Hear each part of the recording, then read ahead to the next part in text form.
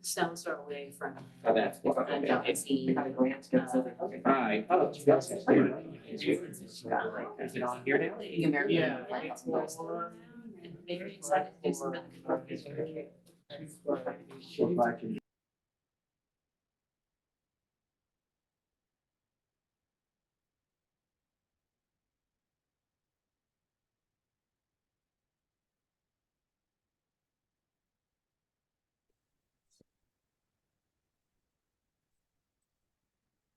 Hello, can you hear me? Right. I think we're gonna start. We're gonna promote, he's on. Okay.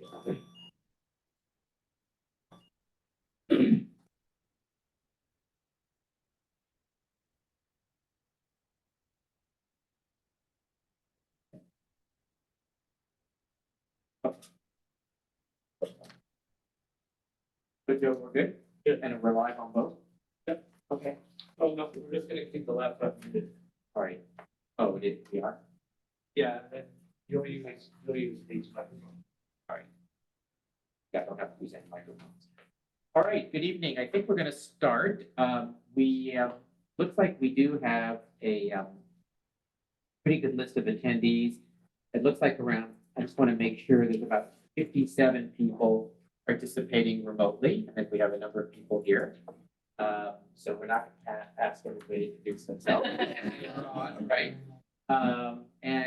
Let me just ask, for those who are attendees, to make sure that you can hear us, can a couple of you do a raised hand, some of your attendees? That will make sure that you can, all right, okay, so you can stop raising your hand. So we know that you can hear us. All right, welcome. I'm County Supervisor John Goya from District 1, and we are holding this community meeting remotely and from my office in El Cerrito on San Pablo Avenue. We have a number of people here, as you can see, and we have nearly 60 people participating remotely. And so this meeting is designed to get some additional community input as the board is moving forward with allocating some further indirect dollars. There was a request by the Measure X Community Advisory Board to have supervisors hold a community meeting in their district. I think I'm the only supervisor that is doing it at this point, so that's why we have people from around the county here. You are all welcome to participate. So, and I want to say a few words about Measure X and a little bit about what is happening. And I know many of you, and I want to first thank many of you who are on this, I recognize on the attendee list for here, we're part of our whole coalition back in 2020 to approve the county's first ever sales tax for health and social services, emergency medical, and things like that. I mean, many other counties in the Bay Area, in fact, most other urban counties have their own general sales tax. Contra Costa, unlike cities, did not have a sales tax. This is the first time in our history that we have a half-cent sales tax. And it passed with pretty strong support. Strong support actually came out here in West Contra Costa County. And it was support for really the safety net of services that the county provides. And as I say, I want to thank many of you who were part of that coalition along with our labor unions. And the board did establish a Measure X Community Advisory Board and from residents from around the county to basically do a couple things. Do a needs assessment of important issues around the county, and to use that needs assessment to make recommendations about funding areas. The Measure X Community Advisory Board does not make specific funding allocations. They make general funding recommendations, and then the Board of Supervisors, I'm looking this way, by the way, so people on camera can see me.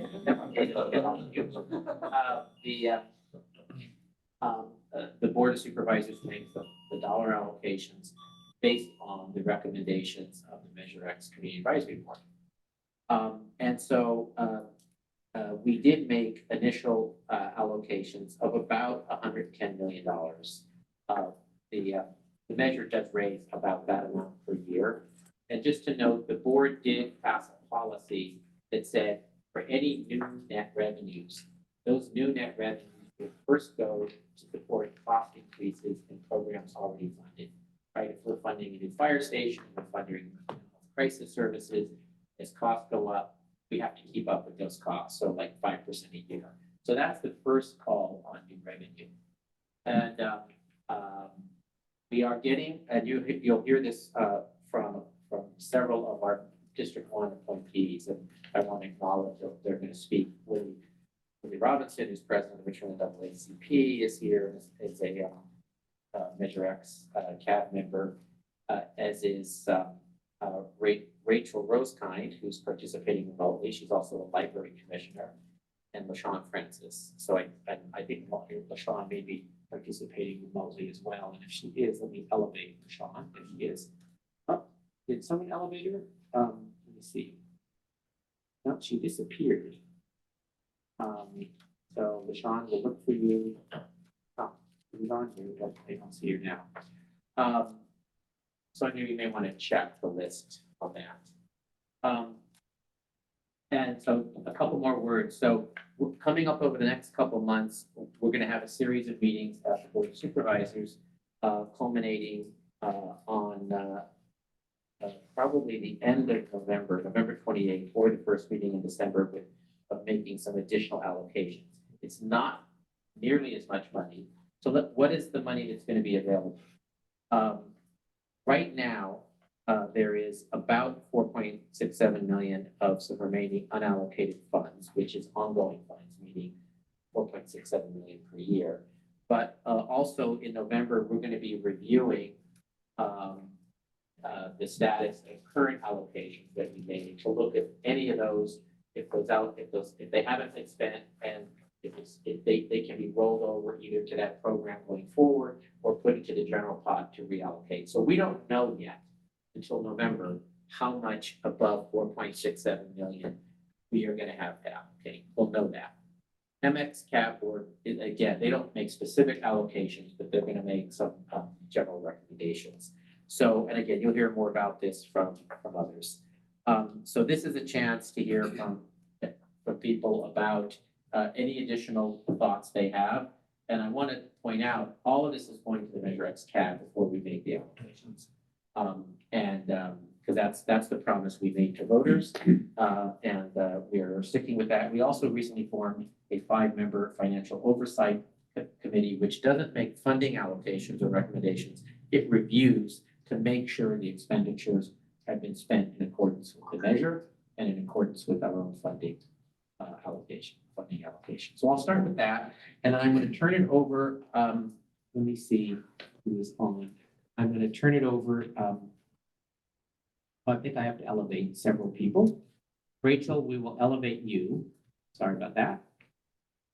We're elevating you to panelist. It'll take a while. I think you're there.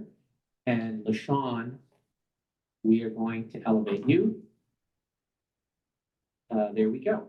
And I want to thank all the Measure X CAB members who've done amazing work, and the original members actually spent a lot of time making recommendations on funding allocations.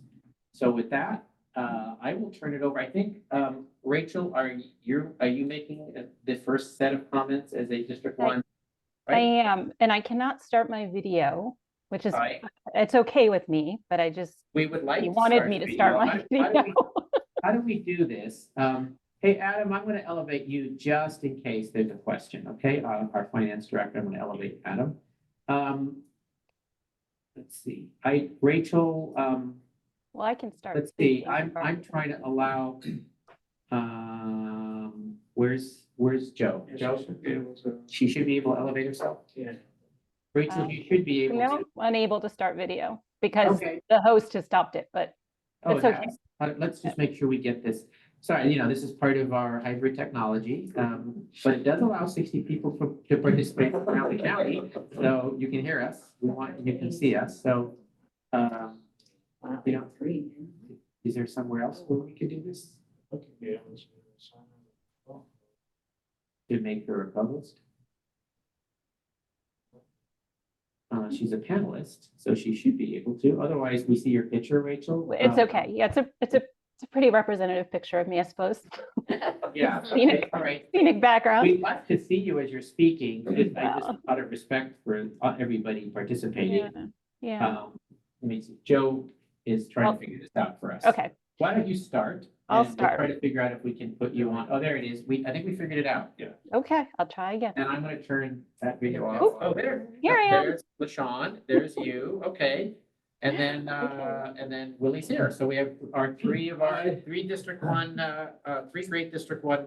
There's obviously great people from all over the county, but these are 3 District 1 appointees. So go ahead, Rachel. Sure. So thanks, John. My name is Rachel Rosekind. I live in El Cerrito, and I'm one of the District 1 appointees to the Measure X Community Advisory Board. And I wanted to just share a little bit about the beginnings of the Community Advisory Board, its principles, its values, and its ongoing work. In its initial stages to develop their priority recommendations to the Board of Supervisors, the Measure X Community Advisory Board established a set of core principles that continue to drive and sustain our work.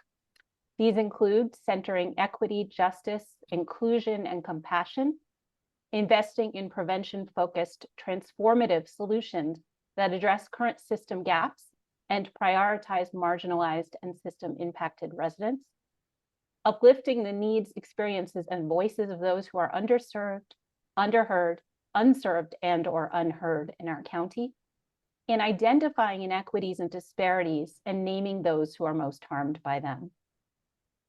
The advisory board's first round of funding recommendations were presented to the supervisors in November of 2021. These were heavily informed by extensive input from county departments, community-based organizations, and county residents through a comprehensive needs assessment. Funding needs and program ideas were prioritized via a series of polls among the Measure X Community Advisory Board members, which were transparent to the public. Recommendations were then grouped into 5 areas: mental well-being, equity in action, healthy communities, intergenerational thriving, and welcoming and safe community. Many, but not all, MXCAB's recommendations were approved by the Board of Supervisors, who also added other priorities to fund. This current opportunity for community input and Measure X Community Advisory Board recommendations involves, as John said, at minimum, 4.67 million of remaining Measure X funds, which will be available each year to fund ongoing program costs. Discussions about the allocation of the unspent funds began this summer, and they will continue through the fall, during which time we really hope, we, meaning Measure X Community Advisory Board, but also your supervisors, hope to hear from diverse community leaders and residents so that we can assess the county's current landscape of social welfare and networks of collective care. Our charge is to explore what has changed and/or emerged since our initial funding recommendations almost 2 years ago, to expose and hopefully remedy some of the resource, opportunity, and service gaps that persist in this county, and to uplift the voices and experiences of community members impacted by them. As a reminder, the Community Advisory Board recommends priorities and programs for funding, but it is the Board of Supervisors that decides whether and how to fund them. And I'll now turn it over to my colleague, Willie Brown, to share more information for you. Thank you. Willie Robinson. Willie Robinson. I was in a meeting with somebody. You're Anyway. speaking to about 80 people. I know. Yeah. Okay, make me nervous now. No, thank you, Michelle. I'm sort of a newcomer to the board. I was asked, I think it was around springtime, maybe early to mid-spring, to would I consider being appointed to the board by our supervisor, and he and I have a rapport, goes back a ways, but when he came to me, when the measure was first on the ballot, I was interested in following it to ensure that those pockets of our community that is least heard or will least likely to come to these tables, that a voice needed.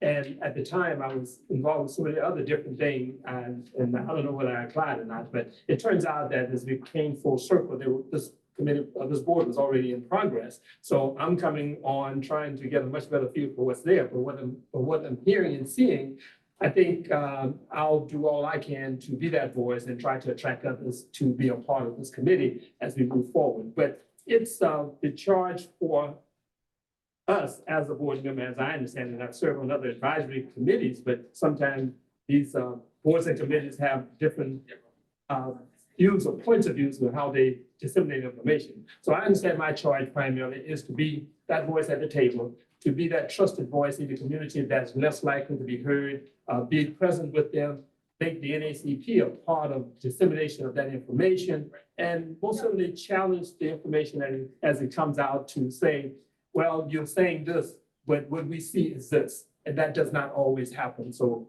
in that vein, that represents kind of like a broader diversity of access to funds that's coming for services that sometimes pockets of the community don't always get to or know how to access, to provide more or less, I call it better information into the areas in a way in which people start to recognize that the service is here. And then access to that. How do we navigate the system so that we all can have access to it, or at least have our voice and service. So I intend to be that person on the board to make sure that there's a perspective that's there and will be representing a pocket of our community that is not always heard. I kind of embellished my points, but I think I covered everything I needed to cover. Rachel?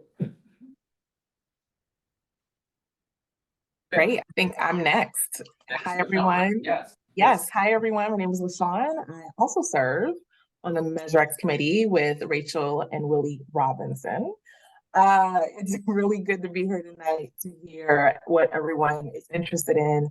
I think one of the things that, we all know is that there simply isn't enough money in the pot to address all of the things that we have all been committed to in our work emotionally, mentally, but we really want to extend an open line of communication between the community and ourselves. So if you don't know who your representative is on the Measure X committee, feel free to reach out to your supervisor and they can connect you, because we really do want to hear what it is that you care about. I forgot to mention, I live in the city of Richmond, so we're constantly having those kinds of conversations, and definitely want to hear more from folks about what they think should be prioritized. So looking forward to tonight. Thank you. Great, thank you. Any more comments from? Well, I think you went over the schedule. Yeah. Of the events that's going to be Yeah. happening. I can do that Those will briefly, be yeah. published. Right. I know our chair of the board is making sure that this information gets out. So that's one of the purpose. We need to make sure that people know about the schedule of events and activities. Yes, no, Willie, thanks for reminding me. So I think just so folks know, next Tuesday, we have on our agenda, we're not making any funding decisions. A number of our county departments have put in some requests. And so we're going to hear them but next Tuesday at our board meeting. All of those requests are going to go to the MX-CAB board. Let me put on this other. Speak directly. So the department requests are going to be presented so the public can see them, both in writing and orally, and we're sending them all along to the MX-CAB board. And then on next Wednesday, on the 20th, MX-CAB is going to review the discussion from Tuesday's meeting and hear community input. And then in October, on October 18th, the MX-CAB board is going to finalize their criteria and process their prioritized funding recommendations. And then a big meeting is on Tuesday, November 7th, and you're all encouraged to attend it remotely or in person. And it's a joint meeting of the Board of Supervisors and MX-CAB. And we're going to hear department presentations on the status of current Measure X funded projects. So while next Tuesday, we're going to hear proposals that they may have for new allocations, on November 7th, this is our once a year major report that all the departments that have received funding are going to present what they've spent, what they haven't spent, and talk about the status of their programs. So it's it's a report from the county administrator to the board on expenditures to date and how much unspent funds we have. There could be some additional as they look at analysis. So far, it's around 4.7 ongoing. And I want to make a distinction between one-time money and ongoing money. There could be some money that's just one time, like it could be used for capital. But ongoing money can fund a program. Like we reopened a number of fire stations, including one in Pinole, and that's ongoing, for example. We're funding the mental health crisis response at 20 million a year. That's ongoing. So things like that are ongoing.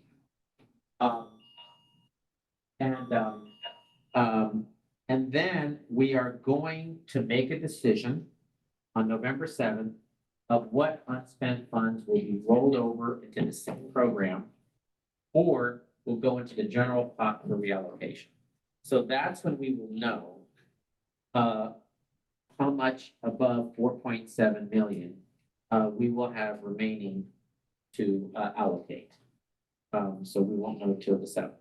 And then on November 15th, MXCAB will finalize their priority funding recommendations to the board. And then on November 28th, the board will first consider finalizing allocations. And if we don't make a decision, we'll roll over to the next meeting in December.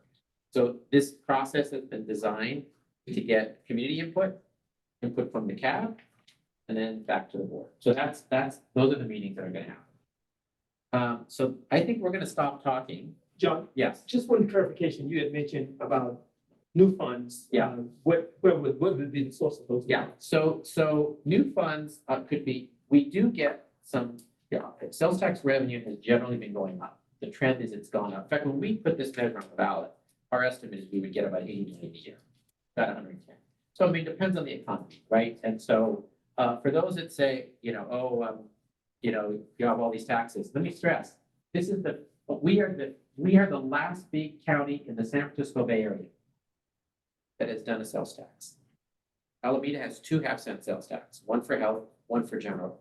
Santa Clara has one, San Mateo has one, San Francisco has one. A lot of our cities have one. Some have half cent, some have 1 cent. We have 0. I think that's why the public had strong support, because these services are different than services cities provide. So some, answering your question, some new revenue could come from increased revenue that we get in. We also are going to look at, again, unspent dollars. I do have our finance director, Adam Nguyen, on. And Adam, do you want to just, since we made you a panelist, do you want to just make any other comments about new revenue? I know I didn't tell you, maybe give you advance notice about this, but since you're on, there you are, Adam. Do you want to just make any comments about what the new revenue piece? Well, in terms of new revenues, so one way of looking at it is we establish a budget each year related to the projected revenues. And that's what we base our appropriations on. So for fiscal year 23-24, for instance, we're projecting, based upon the guidance from our tax consultant, $118 million, $169,856. Now, if it turns out that we have revenues that are coming in excess of that, then that is not budgeted for, it's not appropriated. And that would then become available later on for us to be able to appropriate and to recognize those revenues. I'm sorry, I've got some little kids running around. Thank you. Well, I put you on the spot, so I appreciate that. Yeah. Anything else? That's for me. Okay, thank you, Adam. All right, with that, what we're going to do now is have there be just input. And this is input that we are going to hear. And let me just see. Sonia is on too. Sonia, we're taking notes on all of this, right? So did you want to, and there is translation service available, by the way. Tanya from my office is making herself available to individuals to translate. Sonia, did you want to add anything about just, us sort of taking notes on things? Oh, we don't hear you. Okay, can you hear me? Yes. Yes, I'm answering questions in the Q&A, but there are some I think that maybe you want to read out loud if you can see them during the input portion. And if there's anyone who needs Spanish translation, we do have interpretation. So si hay unas personas que quiere traducción, puedes click en el globo icon y escoge español y puedes escuchar a Tania Pulido y ella está haciendo traducción para nosotros esta noche.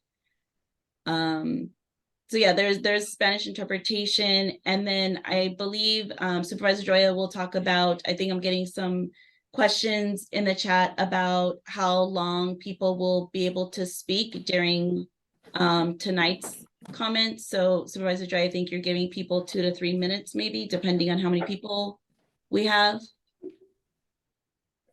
He's running out of. Take care of his dog.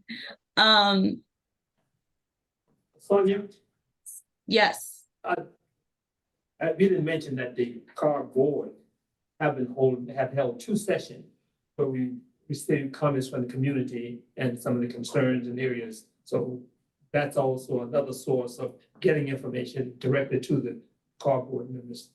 CARB? I'm sorry. That's California Resources Board, right? Yes. My hat has not changed yet. But go ahead. I meant MCAP. And by the way, to note, this meeting is being recorded, so we can Yes. transcribe and get more information from this, okay? That's correct. And I Right. placed in the chat links to the MXCAB website and the website for the upcoming meetings for both the supervisors, and you can find the Measure X tab there as well. Okay, and I think folks should mute their own computer if they have it. Good, okay, so I'm gonna now remove myself off of, and Sonia, who's gonna elevate? Well, we're gonna start with people here, but who's gonna elevate people from attendee to participant to speak? We can't hear you, Sonia. Joe will do it. If when you call on people, we can see who's raised their hand. Can you see who's raised their hand? Where's Joe? Joe from IT, where's Joe? Joe's over here, but if you just say the person who's Okay. hand, you can see, Joe can you will see the elevate. list Okay. there? Okay, we're gonna, so everyone will have 2 minutes. Looks like we can handle 2 minutes right now because we have 86 attendees and number of participants. We want to give everyone an opportunity. So we're gonna start with people here since they drove here. And we'll start with, and you're welcome. You can hear to listen, you can hear to make some comments, and we're recording this. And we will put some minutes together, a summary here, so the whole board will get the benefit of this input. All right, we'll do that. So we're gonna start over here and introduce yourself, with your organization, where you're from, and just in 2 minutes. And I don't know who's timing the 2 minutes, unless I do that. Sonia, are we doing that? Okay, I'll do it here. Okay. I got it. Okay, cool. Go ahead. Right, my name is Jeff Sloan. I'm the Executive Director of the Early Childhood Mental Health Program in Richmond. Really grateful for this conversation, but want to recognize as well that this conversation is happening against the backdrop of some significant cuts in funding to mental health services across the county. That funding has been reduced for mental health by about 40% this fiscal year, which is going to have direct impact on the services that we are able to provide to those who are most vulnerable in our community. Christine here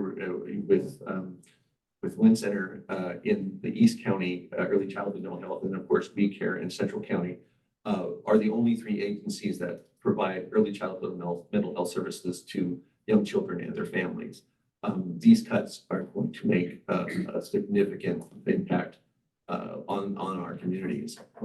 So for the most part, that's really the primary message that I have. And with regard to Measure X funding, the allocations in hope that we are able to either re-recognized or continue the leverage fundings for the EPSDT services that are provided.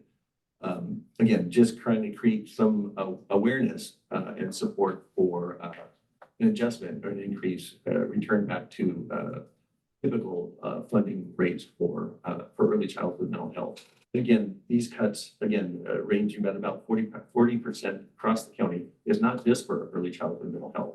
These are mental health services for everyone that are experiencing these cuts. So if things aren't adjusted by the new year, we're going to find ourselves in a real crisis. And once the infrastructure of the county begins to deteriorate in that way, it takes years and years to rebuild. So I just want to put that at the forefront to ensure not only that those who are looking at new emerging challenges that our county is facing, that this is very, very significant. We just want to create a level of awareness around. Sonia, I think all of you should come. Because I'm taking notes. I'll Okay. chime in here All right, and okay. then I'll disappear when we go to Zoom. Yes, and I'll okay, thank you. Okay. And Tanya's doing translation. And Okay. China's, and I do want to remind everyone, if we can just keep in mind our interpreter and slow your pace just a little bit, I really appreciate it. She's like some of us speak quite fast, so. Yes. I appreciate it. Okay, thank you for the opportunity to speak to you about Measure X funding. My name is Judy Bendix. I'm a 35-year resident of Richmond, and I've served on the board of the Early Childhood Mental Health Program since 2014, including 4 years as the president of the board of directors. I'm speaking as an advocate for the least heard, to use your term, Mr. Robinson. These are young children and their parents who come to Early Childhood Mental Health Program for desperately needed help. That's my sole focus. Beginning at the end of this year, as Jeff said, many of the infants, young children, and parents who come to early childhood for services are going to be turned away because the county's decision on the behavioral health rate reduction is going to force the agency to cut services. Service reductions mean fewer children and parents getting therapy that helps break intergenerational trauma, violence, and abuse. It's going to cut home visits by early childhood clinicians to client families. Those will have to be eliminated because we won't have the funding to do it. And this is known to be a best practice to serve families in place. Big reductions in mental health services to Central and East County Head Start students and teachers. And elimination of concrete assistance like food, diapers, wipes, bus passes, baby clothing. Measure X funding for 2023-24 includes a $3.2 million EPSDT leverage fund for children's mental health services, which is intended to match an equivalent amount in federal funding to provide a 10% cost of living adjustment to EPSDD providers. Where is this funding going if not to fund services such as early childhood mental health programs families? Please use the Measure X EPSDT leverage fund for children's mental health services to reverse the behavioral health rate reduction adopted by the county for 2023-24. Thank you. Thank you. Thanks. All right. My name is Nick. I'm with Loaves and Fishes of Contra Costa. Wilson, sorry. Thank you again for having us today. I'm here to address the urgent matter in our community of food insecurity. It's time we take a bold step towards providing support for those in need and prioritizing the expansion of Loaves and Fishes of Contra Costa, an organization that's been dedicated to tackling these issues for over 40 years. Unfortunately, we were left out of the first round, but are here to acknowledge the reality of food insecurity in our county. 1 in 6 in our county are food insecure. So that's 3 people in this room, if you took it at that. And 1 in 5 children are food insecure. These numbers not only represent struggling families, but also vulnerable senior citizens who are face dire circumstances in their twilight years. Additionally, through economic hardships has forced a lot of our fellow residents onto the streets, and it's predicted by the end of the year, over 3,500 individuals will be experiencing homelessness in our county. 30% of these work full-time jobs. We must extend a hand and help them regain stability and dignity. This is where the expansion of Loaves and Fishes of Contra Costa County becomes crucial. By expanding our services, we can make an even greater impact, providing vital resources such as nutritious meals, groceries, and a sense of community. Food is the base component for all other needs. Heart disease and cancer, both of which are responsible for close to half the deaths in Contra Costa County. A healthy diet can reduce the risk of both these diseases. Measure X provides us with the necessary funding to address these pressing issues head on. Allocating a portion of these funds towards the expansion of Loaves and Finches of Contra Costa will ensure that we maximize the impact of this investment, uplift our community, and create lasting change. We will be empowering individuals and families to overcome struggles, fostering resilience, and ultimately strengthening the fabric of our community. Thank you. Thank you.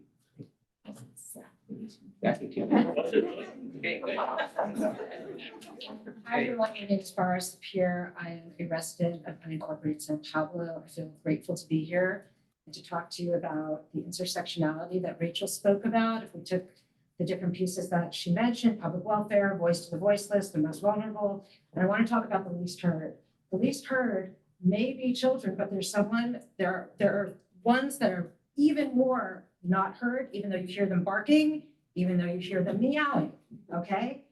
These are the animals of our county that are being killed needlessly because Contra Costa Animal Services is a dumpster fire, okay? They're a complete dumpster fire. And their current Measure X proposal proposes $350,000 to spay and neuter when two TNR organizations spend together $600,000. So considering that there's hundreds of TNR, that's trap, neuter, release, if they're spending $600 and Beth Ward is putting $350,000 in, we have a problem because one cat, if unneutered, produces more cats that are unneutered, will produce 4 billion cats in 9 years. We are going to be in a sea of canines and a sea of felines if we don't do something about this. Why is that important? Because taxpayers are going to pay to kill them.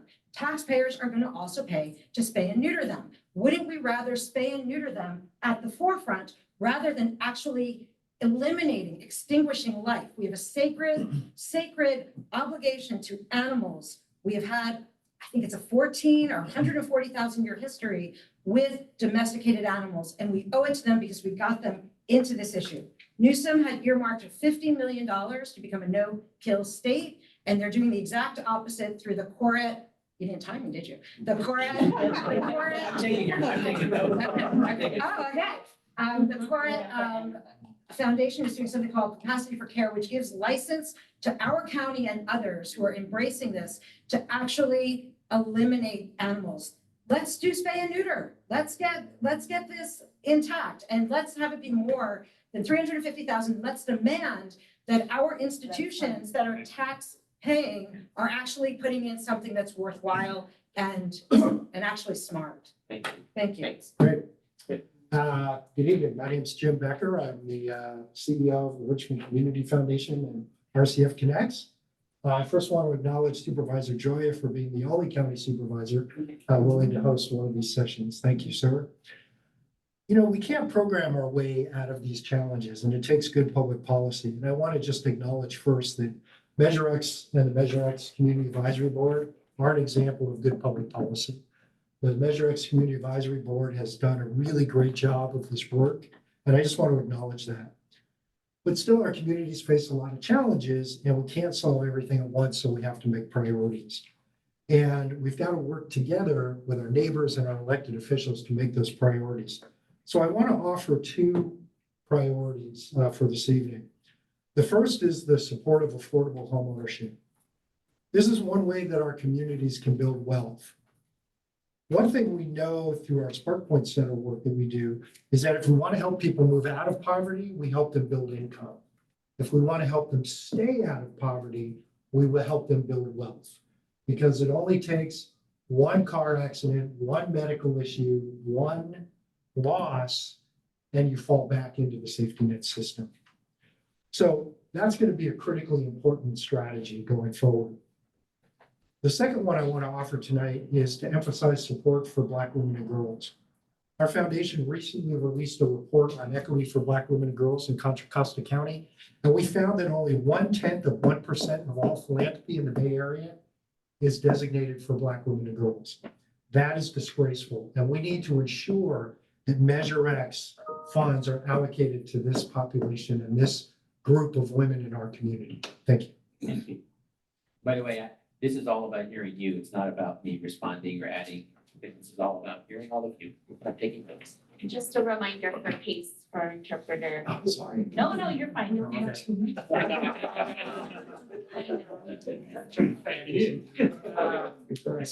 Well, my name is Lucine Bradford. I am the Director of Children's Services at Vistability. Hold on, Lucine. Can you spell it for me? I'm just sure. Christine. Oh, Christine. Okay. Rutger, Rottger. ROTT. GER. Right, with. My time, sorry. Okay, no. I'm just trying to get it easier than listening. Vistability. We used to be Contra Costa ARC. Yeah. And I oversee the children's mental health programs at Lynn Center in Pittsburgh. So Jeff has also already said a number of my points, which is great because I only have 2 minutes. But Lynn Center and We Care in Central County and Early Childhood Mental Health have really bonded together to try and serve all of the needs of families and young children, all of the mental health needs. And we talk about early childhood mental health. When you talk about early childhood, anything, a lot of people think, oh, kind of preschool to 2nd grade. We're talking, as you mentioned, about even younger than that. Infants to, we go up to 10 years old, but really concentrating on that birth to 5. The pandemic, obviously we talk about the pandemic adding stressors to everybody in our community. But to be honest, the stressors were there. There were a lot of stressors there before, so this has just even exacerbated things. We have an unheard amount of people who are dealing with chronic toxic stress. And if parents and caregivers are dealing with chronic toxic stress, so are their infants and young children. And so we are trying so hard to help break those cycles throughout the county. We really need, as Jeff mentioned, I won't go into the dollars and cents, but with the cuts that we've gotten this year in funding, we're concerned about how we're going to meet our current needs, and needs are growing. Thank you. I know, Joe, you don't need to talk. You're running, you're doing IT, right? Yeah. In the corner, yes. I'll stand up. Hi, my name is Miguel Duan, and I'm the founder of A Place to Call Home, which is a newly created transitional home for individuals who are coming out of incarceration. I really would like to advocate for more housing. We know that by looking at the PIC count, that most of our homeless is in West County. We know that Richmond and North Richmond has the highest homeless rate in all of the Contra Costa County. So it's definitely would be advantageous not only to West County, Richmond, but the whole county if we can start building more affordable housing, more transitional housing, more supportive housing for those individuals and families that are coming back into our community from incarceration. Thanks, Miguel. How do you spell your last name? DWIE. By the way, just to note, Antioch actually runs pretty close to Richmond now and homeless. It's actually almost the same as us. There's really big increases out there now. Really big increases. Yeah. Well, I'll just say I'm Jennifer Costa. I'm the Director of HR at the Contra Costa Food Bank, but I'm going to pass it to Kim. Make sure I get your full spellings. Yes. Kim Castaneda with the Food Bank of Costa and Solano. And I'm here to advocate with my friend over there for food. Food is an issue. Health in communities is one of the recommended areas of work. We don't believe that people can thrive and be healthy without access to healthy foods. We serve about 169 other nonprofits, including Loaves and Fishes in the community. And with all the federal funding being cut, and with the Farm Bill being on the chopping block and TFAP, we have one of our representatives in DC right now advocating for the Farm Bill. They're looking at, she just messaged me, said 52% cut in TFAP, which is the food that we get. And I don't know that, I think people think that people just donate a bunch of food to us. That doesn't happen, right? We purchase a big chunk of food. And so before COVID, we were serving 178,000. It's more than doubled. We're at 350 currently within the county. And we purchase like 6 million, purchase food to 6 million, not on top of, and then we get donated food from the government, which you're about to cut. So I'd say, and for Loaves and Fishes and all the 169 agencies that we work with, that food should be at the top of the list. That's a 5-year hit, that farm bill. Great, thank you. Awesome. Hi, everybody. My name is Dr. Shakira Jackson Romero. I am the new CEO over at a fantastic nonprofit called Men and Women with Purpose. For those who have not heard of us, I just want to read through our mission. So our mission is to rebuild individuals and families by reducing recidivism and addressing social and economic barriers and creating safe, healthy, and whole communities. So like my friend back here, who I will get your name and your contact in a bit, I'm also here to advocate for the reentry population in this county, for folks who have been justice impacted and formerly incarcerated. One of the things that I care deeply about is communities that have been impacted by the war on drugs. Most of us in this room know what that is. And despite recent efforts to remedy those past injustices, things are still happening. So just a couple of stats for y'all. Just as recently as 2018, in Contra Costa County, 864 people were arrested for drug possession, according to federal statistics. 1/5 of them were Black folks, even though Black folks represent only 1/10 of the county's population. So we're still seeing these overrepresentations of folks of color, specifically African-American folks and Latino folks who are justice impacted. And just a very real example that just happened really all in real time. I got a text message from one of my participants, and he says this is in real time. He says, see, another reason why we need this funding is because coming out of the system, technology changes. And now I can't be heard because I'm trying to get on this meeting and the technology isn't working. Shantina, can you please voice my concern and explain to them that funding needs to go to programs like Men and Women of Purpose to teach us these skills to further ensure that we have a more successful return to society. And so I want to just really push on the fact that our reentry population have so many barriers, and barriers to housing are huge because of their records, because of their lack of access to technology. You can't apply for anything these days without knowing some technology. So that's a real barrier for our people, and I'd love to just advocate for Men and Women of Purpose and programs like us. Thanks, everybody. And as everyone knows, there's a street in North Richmond called Fred Jackson Way, and we named after, and that's Shantina's uncle. That's right. Leader, remember the great Fred Jackson? That's right. I still have his. Oh, And, yes. your uncle, Fred Jackson. Thank you, Ryan. Thanks, everybody.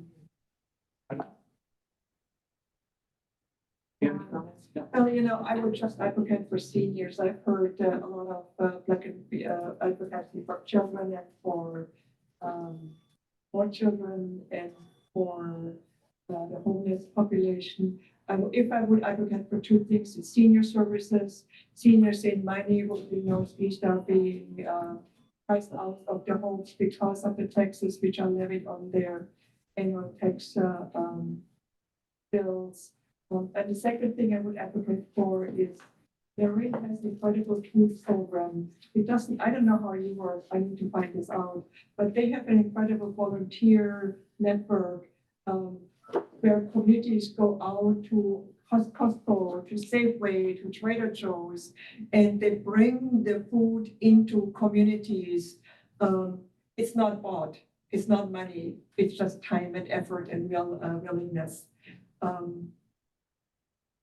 And of course, I would advocate for animals.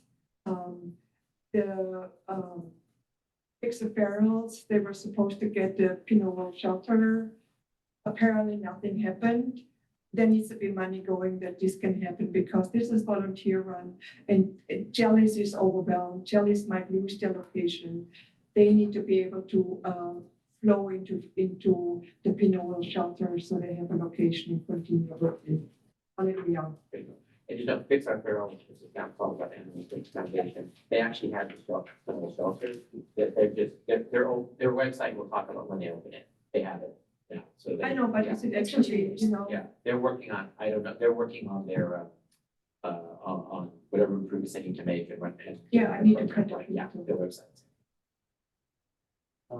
My name is Christopher Bolden. I'm just one of many staff people that are on the Zoom call right now, so I'm going to be really brief and leave most of the talking to my executive director, who could fill you in. But yeah, I work for the Rainbow Community Center in Concord, and we're the only LGBTQ plus center serving. I serve personally seniors, and just looking at some of the recommendations I saw in here, mental well-being. We serve people with mental illness, LGBTQI plus specific, with our clinician, our case management clinical services. Equity and action is something that is in our mission statement. Healthy communities, that's what we focus on mainly is, creating a healthy space for people, especially now, post-pandemic. A lot of our seniors are still isolated and still with the only contact they have with the outside world. Intergenerational thriving is one of the things I focus on mostly, is to bring our youth and seniors together and welcoming a safe community. That's what we are. We're a senior center. We're a center, not a senior center. So LGBT, excuse me. We're a queer center.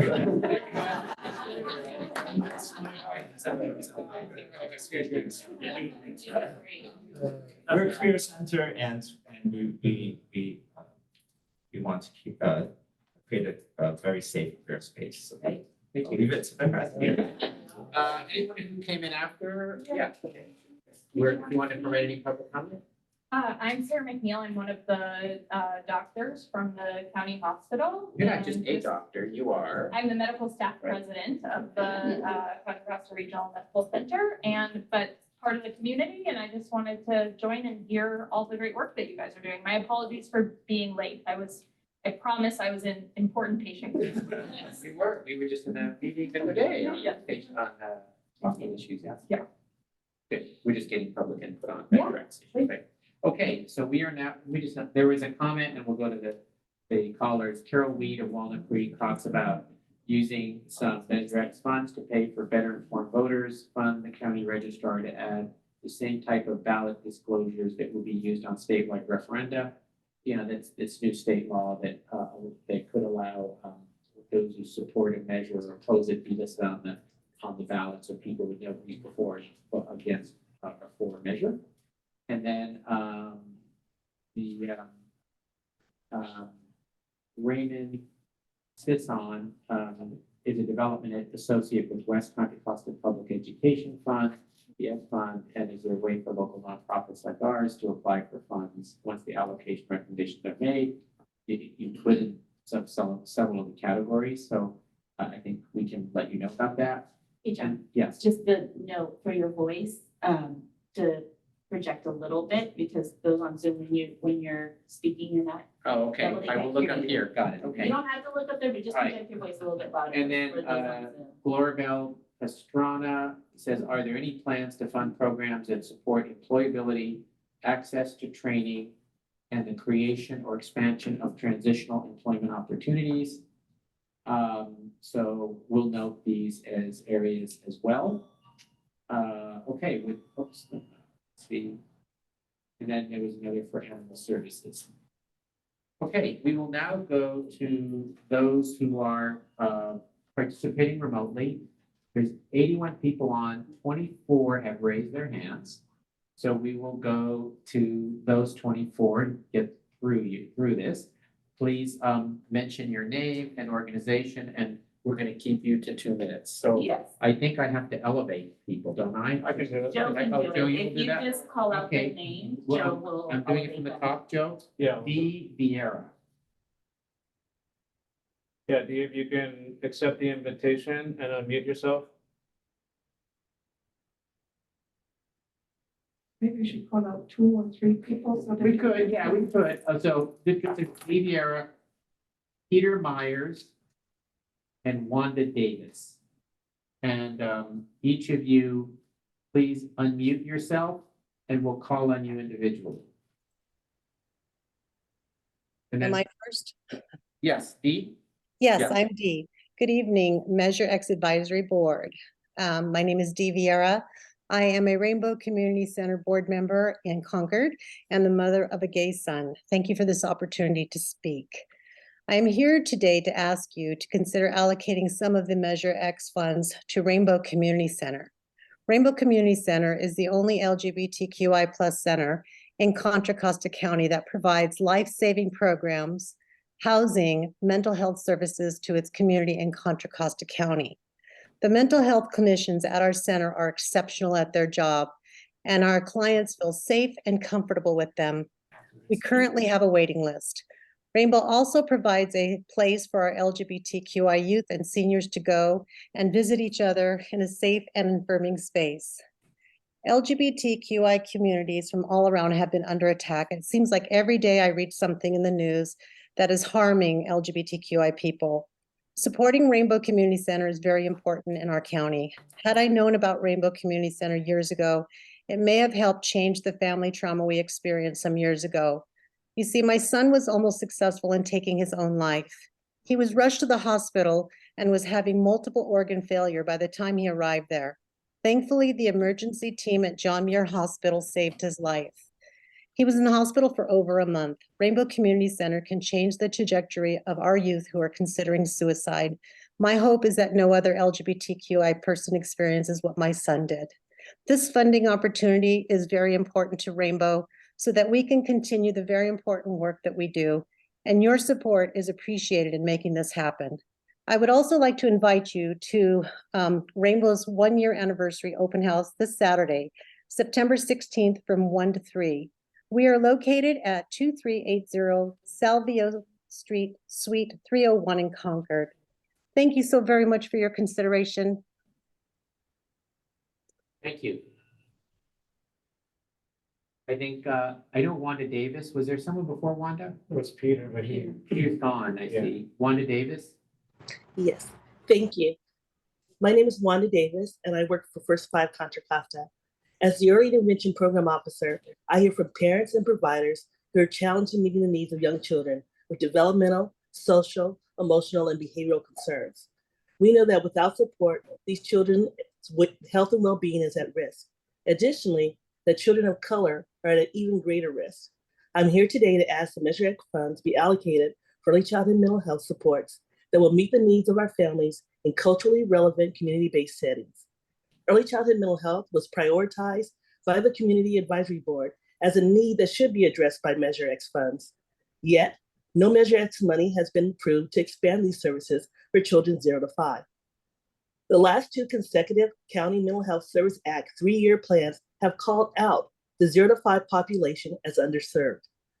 Only about 500 young children receive community-based mental health services from nonprofits who have mental health contracts, Medi-Cal contracts with the county. That is less than 1% of the children in our county under age 6. Yet research indicates that an estimated 10,000 children in our county have a mental health need. The pandemic put extraordinary stressors on all families, but particularly low-income families. Children are experiencing chronic toxic stress at record high levels. Research tells us that chronic stress can impact the brain development and put children at risk for long-term health consequences into adulthood.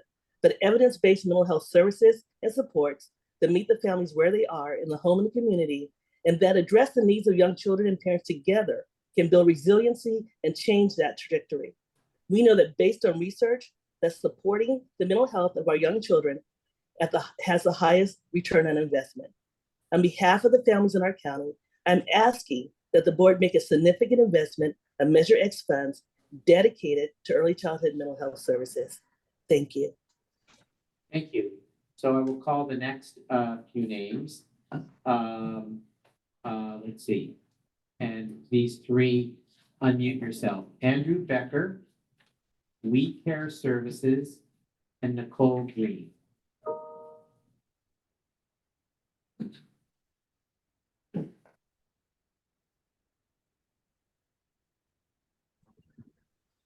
Thank you.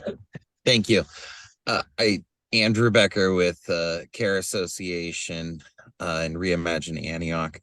We're a community land trust, as well as an affordable housing developer. I wanted to quickly speak to the most recent RFP that the county put out with Measure X on the DCD side, the capital development side. As we all know, the development side of things, these funding streams typically come out as gap funding. And so I would encourage the county to utilize these funds on the front end as pre-development acquisition, but beyond that, really TA assistance, technical assistance, getting projects ready to bring at a state level for those higher capital or federal capital and service dollars. And really, I think that's important because small organizations here in the county have the ability and have the connections, but they don't have capacity, and the county doesn't have capacity. So we typically see an outsource in bringing those resources in. And so I would use those TA dollars for that. I would also encourage that when we look at those projects specifically, we mimic what the state does in the Surplus Land Act. And so we direct those dollars at those target AMIs at 30% or lower based off of what those units are, so that we really make sure we're reaching the target population. And lastly, I wanted to say, to the individual earlier who spoke for home ownership opportunities. I'm sorry, CDFIs, bringing the dollars into local CDFIs for home ownership opportunities. Thank you. Thank you. Thank you. Is it Roxanne Bellotti? Were you the We Care, Roxanne Yes. Bellotti? Yes. Yes. Sorry, my screen froze for a second. Can you hear me? Yes, we can. Oh, great. Thank you. So my name is Roxanne Bellotti. I'm a therapist on staff at We Care Services for Children, and we are based in central Contra Costa County, and we serve families that have kids birth to 6 that are on Medi-Cal, and we do mental health and developmental services. And I'm here to request support for early childhood mental health services.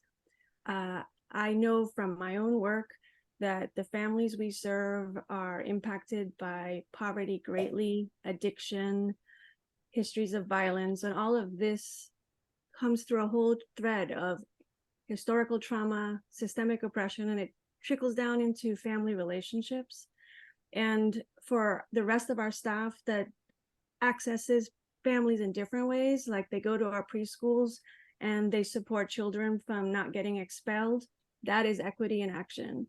And our wraparound staff is finding that about half of their client base is getting diagnosed with autism for the first time. And families need a lot of support to contend with such the permanency of that diagnosis and how to navigate services. And many families don't have cars and are monolingual. So to have this cut in services to home visiting would be hugely detrimental to families, because we wouldn't be able to go to schools, we wouldn't be able to go to houses. And so some of the most needy families wouldn't get the help that's needed. And the support that comes from having stable relationships is profound in terms of having mental well-being, equity in action, and healthy communities. So I am asking for support for funding for early childhood mental health services from the Measure X funds. Thank you. Thank you. Nicole Green. Good evening, everyone. I want to first say thank you for the opportunity to speak. My name is Nicole Green. I am here representing Contra Costa County Advisory Board CAB for the Office of Reentry and Justice. I am currently their Vice Chair of CAB and their Chair for Policy and Budget. I would like to speak on behalf of the just and impacted population and give information around the work that has been done and the work that's being done through CAB. We'll also like to express how CAB and Measure X can support each other in collaboration in reference to utilization of available funding to help the justice impacted. I would like to also express how the Measure X funds can be used for ongoing support for the justice involved around key areas such as housing, pre-post release, employment, and behavioral health, in reference to substance abuse, mental health, and healthcare. Measure X visions and goals are in lockstep with our CAP vision and recommendations. And as some of you may be aware, CAP has excess funding available. The key areas of our focus, as mentioned again, are around housing, pre-post release, employment, and behavioral health. As housing being one of our major areas of concern, we are aware of the Measure X Housing Trust funding, and there is funding available for serving homeless population in general. We do not want the reentry population to be missed, and if there are other housing fundings and options available. As a full CAP, we would like to collaborate and continue to work with Measure X to joint ventures to utilize funding that we both have. We value Measure X board and members' feedback and opinion, and we invite you to our full CAP as well and subcommittee meetings to be a part of our conversations, as we want your feedback on how Measure X can play a role in helping CAP utilize the expansions of access funding and possibly how these funds can be used to continue funding, as our AB 109 access funds are only a one-time funding opportunity. We feel that Measure X can provide a great insight to our process for planning and sustaining services through collaboration. And again, I would like to thank you all for the opportunity to speak. Thank you. The next three are Becky Coburn, Samantha Watson Alvarado, and Mimi Kine. If you could, all three of you unmute yourself and we'll call them in order. Becky Coburn. Hi there, this is Becky. I am here representing White Pony Express, and we are a food rescue organization operating throughout Contra Costa County. We are addressing food equity and food insecurity. As one of our partners who is present, Loaves and Fishes, mentioned, 1 in 6 people in our county are skipping meals or relying on food donations, while 30% of our food supply is thrown away. Perfectly good food that could wipe out hunger 3 times over if we were able to recover it. Through White Pony Express's food rescue program, we solve the logistical challenge that food markets face, what to do with surplus fresh food, by rescuing and delivering it. White Pony Express operates 7 days a week, recovering 12,000 pounds of high quality food every day. And we distribute it to over 90 nonprofit recipient partners in the county. We customize each delivery to match those partners' preferences for the populations that they serve. All of our fresh food donations are provided to our partners free of charge. We all know that good nutrition is the backbone of healthy outcomes, but many neighbors in our county don't have consistent access to healthy food. White Pony Express is working for food justice for individuals who have been marginalized and impacted by circumstances beyond their control. We're asking for your help to increase equitable access to high quality, nutritious food for our neighbors in need, eliminating food waste, and creating sustainable and equitable food system. Thank you so much for the opportunity. Thank you. Samantha Watson Alvarado. Hello, good evening. Thank you for the opportunity to speak tonight. My name is Samantha Watson Alvarado from Early Childhood Mental Health Program. I'm also a member of the Early Childhood Prevention and Intervention Coalition, which is a group of public and private organizations working to improve our county's mental health services for young children. I'm here today to ask Measure X to fund their funds to be allocated for early childhood mental health services. As many of my colleagues in the room and on Zoom have shared, we have received significant cuts, which will impact our ability to provide services for the most vulnerable in our county, those being pregnant people, newborns, infants, young children, especially those birth to 5. And because of these cuts, our 3 agencies, We Care, Lynn Center, and Early Childhood Mental Health Programs serve on average about 500 families annually. This is based on Medi-Cal contracts.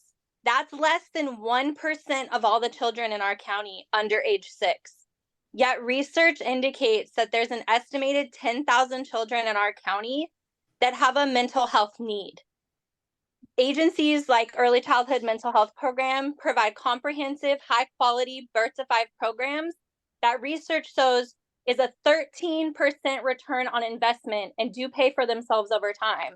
So I am asking those on the Measure X committee to consider leveraging funds to continue to support early childhood mental health program so that the youngest and the most vulnerable in our community are able to grow up healthy and be able to be a part of our county in a way that pays back over time.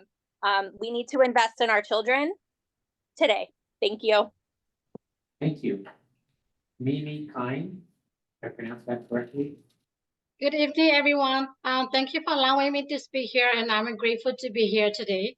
My name is Mimi Kai. I'm a program manager for Homeless and Reentry Service Program Manager. I'm representing Lao Family Community Development. What I'm sharing today is 8,000 plus clients who came to our office to get services in San Pablo office location, 1865 Romery Boulevard. As we all recognize, there is a critical need for a variety of housing types and choices that is affordable and accessible for our diverse community members. Measure as dollars should be allowed to create more inclusive housing, not just group up new construction. Tax credit housing and home key should not be the only choice. Our community needs help for single family rental housing, transitional housing with a path to permanent housing, single room share living, and acquisition of motels and other types of vacant property that can be repurposed for housing and supported service for a unhoused and those in danger of becoming unhoused. This will support economic development and opportunity for women, minority contractors, and all housing seekers. Thank you. Thank you. The next three, Kendall Base Building Coordinator, Dante, Brianna Robinson. Please unmute yourself.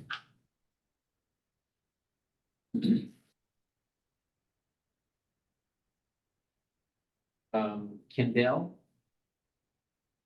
Kendall? Hey everyone, thanks so much for bringing me on. My name is Kendall. I'm the base building coordinator for Richmond Land. We're a community land trust and housing advocate based in West Contra Costa County. Also, I'm a former Richmond resident and current El Cerrito resident. And our goal is to create truly affordable and permanently affordable safe housing in West Contra Costa County. With our work, we have saved low-income homeowners experiencing foreclosure, as well as begun a project providing below AMI tiny home ownership in North Richmond. We really appreciate the insight and support that the district-run rep has given us to use this innovative tool of the community land trust. Folks may or may not know that traditional nonprofit real estate developers usually cater to about 80% AMI income levels to receive low-income housing tax credits. And this could be an individual making up to $70,000, $80,000 a year, qualifying as low income, when many of our residents, specifically low-income people of color, being displaced or have already been displaced, are making far, far below 80% AMI, but there's not a lot of affordable housing options developed to those communities. And as folks have mentioned, people do have to decide between food and housing to protect their family with shelter. With the tool of the community land trust, we can separate the value of the land and the physical property, making it one of the main, making it basically the only way to cater to extremely low income levels. Right now, our county has 100,000 units of extremely low income regional housing needs. And so that's something that we really need to be aggressive and excited to pursue. Really, the only way one could purchase a safe home for less than $300,000 in the city of Richmond is through a tool of the community land trust. So innovative solutions like the CLT do need public support to counteract the predatory development that is really proliferated by the privatization of public housing that's happening across the country. And within our model, we can create home ownership opportunities with people making 50, 40, even 30% AMI. So I'd like to ask the Measure X committee to allocate funds for development incentives for extremely low income price points. Great, thank you. To echo the CDFI. Okay. So I see, is it Brianna Robinson? Good evening, everybody. Thank you so much for the opportunity to speak today. My name is Brianna Robinson, and I am the CEO of Opportunity Junction. Supervisor Joya, thank you so much for bringing this to the public for us to have comment on. I am appreciative of the so many partners in this room who are looking for the same thing, support for our programs that are doing such good work for Contra Costa County. Opportunity Junction is a nonprofit in Antioch that serves low-income motivated job seekers with addressable barriers to employment, helping them get the skills and competence they need to launch careers that lead to financial security. Our programs have helped thousands of job seekers since our launch in the year 2000. Every year we are trying to do a little bit more. We have an administrative training program, and recently we have launched a healthcare career pathway program, private-public partnership, in partnership with Mount Diablo Adult Education, teaching our clients to become certified nursing assistants. We're also going to be expanding our training offerings into medical assisting. These programs are no cost to job seekers. They provide wraparound supports, including transportation. We do hot lunch in partnership with Loaves and Fishes in the room. We do a food bank partnership over the weekend, full wraparound support to help these clients get to the next level. But we're always in need for more funding to be able to continue to offer services and to expand into more job seekers. Since we've launched, we have verified over $114 million in earnings from the alumni who have gone through our program. And we want to keep that going. We appreciate any support to the Measure X funding. Thank you. Thank you. Dante, you didn't elevate yourself. So Dante, followed by Therese Breen, then Gretchen B. Dante? Therese Breen, Gretchen B. Please, you'll be elevated.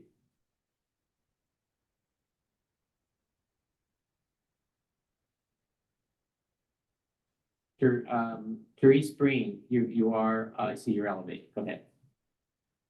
Hello, good evening. My name is Therese Breen. I'm a member for People for Animal Advocacy and Welfare, Contra Costa County. My colleague Bara Sapir is there present with you in person. Thank you, Bara. Great job. I'm coming to you today or tonight with a big ask, but my mother always told me nothing ventured, nothing gained. So I'm asking that $2 million of Measure X funds be used for Contra Costa Animal Shelter to make high volume, low cost or free and accessible spay and neuter programs a reality in this county. This would curtail the continuing issue of the many cats and dogs being euthanized at our county shelter every single week. Euthanasia should be reserved for terminally ill or severely injured animals that cannot be saved. Euthanasia should not be used to put down a healthy or adoptable animal simply because the shelter is over its capacity, which is the current problem, and a sure death sentence for many animals because funds are not available or not being allocated sufficiently. We are in a real crisis with dogs and cats being dumped on the streets unaltered and unvaccinated. They are unaltered because you cannot get spay and neuter at Contra Costa Animal Shelter currently. They are booked, there is no appointments available. You cannot get vaccinations because they currently do not have any openings for a vaccination clinic. That is a clear loss of revenue for our county because that brings in a lot of dollars for our county. I see firsthand every day in San Pablo, dogs and cats, feral cats, loose dogs. This is a real need, and it is the rescues doing most of the work with money that is running out or has run out. Rescues are depleted now financially, and they are suffering burnout because of the never-ending cycle of animals needing help. I want to see an end to killing healthy and adoptable animals, and I want to see it here in our county. It can be done. Thank you. I do want to acknowledge, I do see Jill Ray from Supervisor Candace Anderson's office listening in. So I just wanted to acknowledge and thank Candace Anderson, staff person, listening in. Gretchen B. Hi, everyone. My name is Gretchen Bringus. I work at the Rainbow Community Center of Contra Costa County, and thank you for this time. I just want to highlight a lot of the aspects that everyone has been talking about that my org also covers.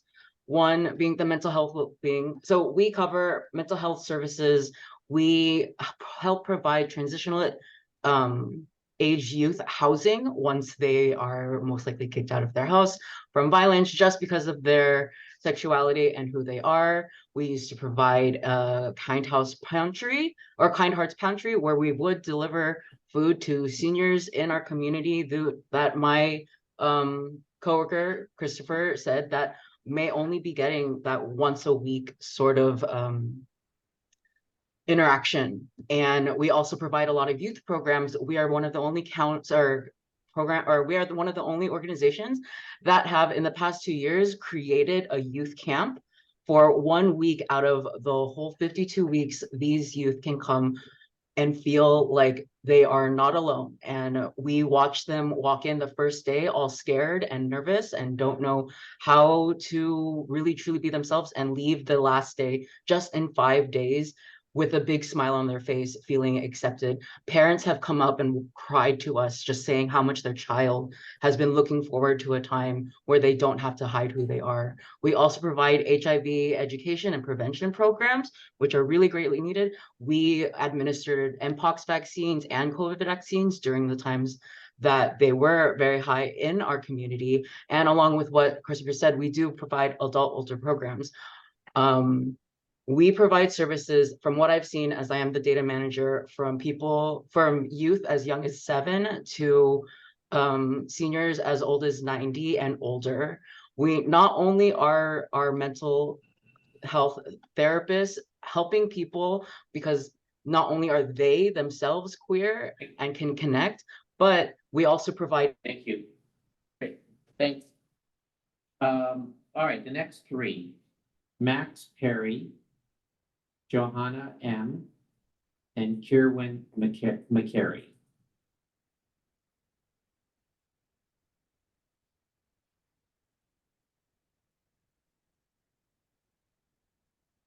Max Perry, Max. Good evening, everyone. Good evening, Supervisor Joya, members of the staff who are present, and the advisory committee. Thank you guys so much for all of your leadership on Measure X. Max Perret here.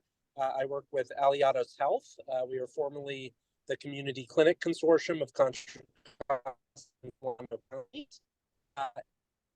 Health centers. We represent the local community health centers serving our most vulnerable community members.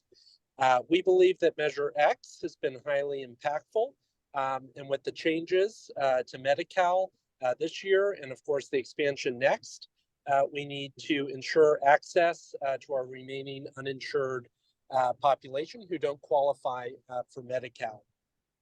We propose to work with the county to study the impact of the expansion and to see who our remaining uninsured residents are. And we are very proud of the success of the CARES program, and we want to build on that legacy. Look forward to joining the Board of Supervisors meeting that's coming up and to furthering this discussion. Thank you again. Thank you. Thanks for all your work. Johanna? Hi, my name is Johanna Meyer Mitchell. I'm a resident of Martinez, and I'm here at the invitation of Christopher Holden. I'm one of the newer people that RCC is helping. You know, as you know, that LGBTQIA+ members of our community are at risk of isolation and even of self-harm. My story is that after 54 years of monogamy with a man, I am owning my identity as a bisexual woman, and RCC is helping me define community and helping me with this process of finding out who I am after my husband's death. You have heard so much from other people about what RCC is doing. I just want to add my request for support for them, for the Rainbow Community Center. Thank you. Thank you. Kierwin McCary?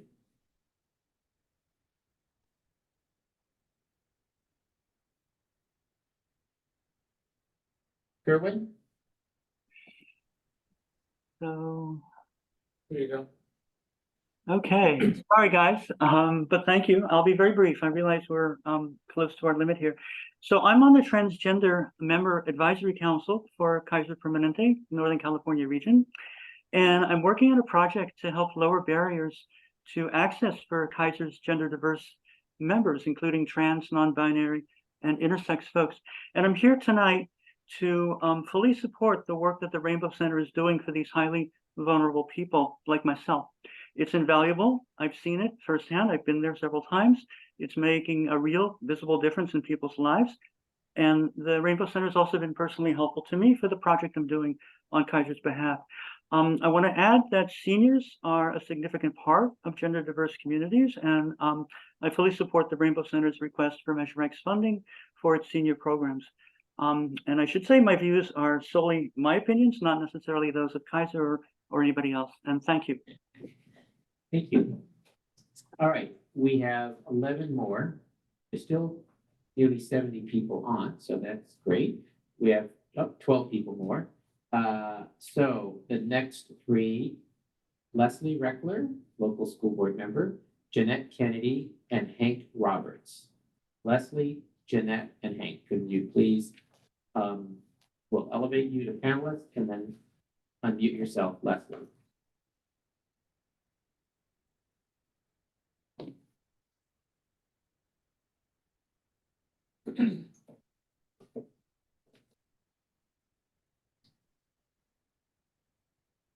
Leslie, I see someone else, Jeanette Kennedy. Is Leslie?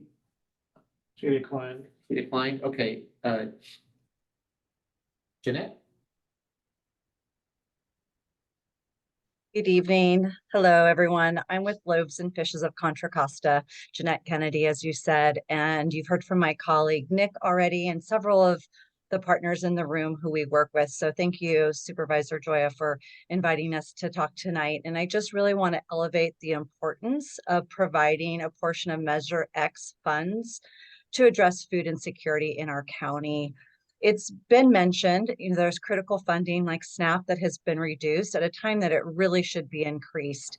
Access to healthy and nutritious food is at the heart of so many of the issues that are facing the county that many people here from a variety of agencies have spoken about tonight. Mental and physical well-being can only be attained through proper nutrition. And Loaves and Fishes is the only hot and nutritious daily meal that is served in the county. Please consider helping organizations like Loaves and Fishes who are helping mitigate food insecurity in our county. Thank you so much. Thank you. Hank Roberts.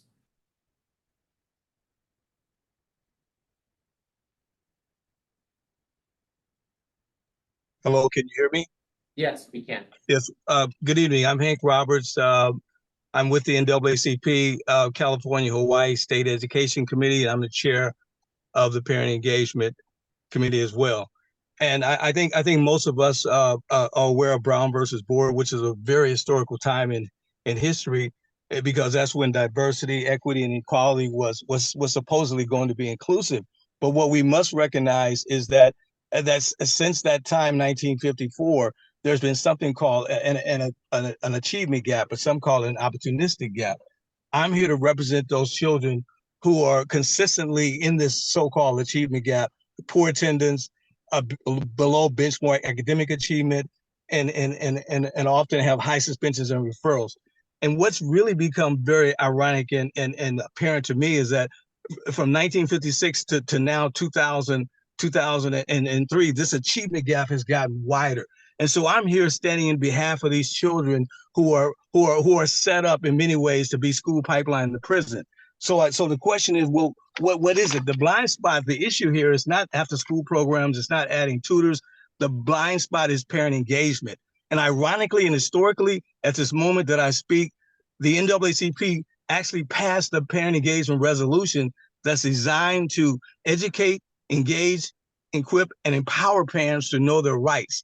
The blind spot is parent engagement. I'm reaching out to you all asking that you support us as we begin to educate these parents and know their rights, and know what a school site council is, to know what LCAP meetings represent, to be at those meetings, to speak for services that's going to benefit their child, so that now we can have success with these families who are perpetually at the rock bottom. And as we think of this, the whole goal here is to create something called potentially generational equity. education is the platform where that process can take place. The only way this is going to change, we have to have parents at the table. Lastly, but not least, every time you think about Thank you. Leslie Reckler, Leslie, you've been back down. We'll elevate you again, hear from you, because just did. We elevated you, Leslie. There we go. Okay.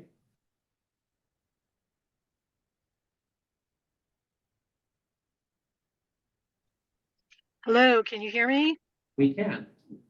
Great, thank you so much. So I'm Leslie Reckler, trustee with the West Contra Costa Unified School District Board of Education. Good evening to everyone. Thank you for holding this session, and thank you for all of you there in person and online who have called in and explained your programs. I feel really grateful to be in this community with all of you, and I deeply thank you for all the work that you do. And for those of you who are making decisions, not going to be easy. Anyway, I'm here to put my pitch in for older adults. Through the West Contra Costa Unified School District Adult Education Program, we have this little micro program that serves older adults. These are our oldest members of our community. It's a long-running program, and I don't have to spend too much time telling you that we too have had our funding cut, and you know, we're suffering as well. There is a serious need for engagement for older adults who have few opportunities to connect and grow. As I understand it, older adult loneliness and isolation is now at a critical time, especially coming out of COVID. And recently I read a news article that said that loneliness was as damaging as smoking 15 cigarettes a day. So not only is it for connections, but there's also programming that we could do that would really have a benefit to the health and well-being of the entire community. So one of our teachers wants to teach a class on balance, and outside of illness, falls is the leading cause of death and injury among older adults. And we could, by teaching classes of functional skills, help them to maintain healthy lifestyles. We also have an interest, staff has an interest in expanding the program, not only in depth, but in location. And we feel that we are a great opportunity to explore and expand this programming. I thank you very much, and I am complete. Thank you for hearing me. Thank you, Leslie. The next three, Malou, Christina Zaldana, and Able Community Development Foundation. Let's elevate them. Malou.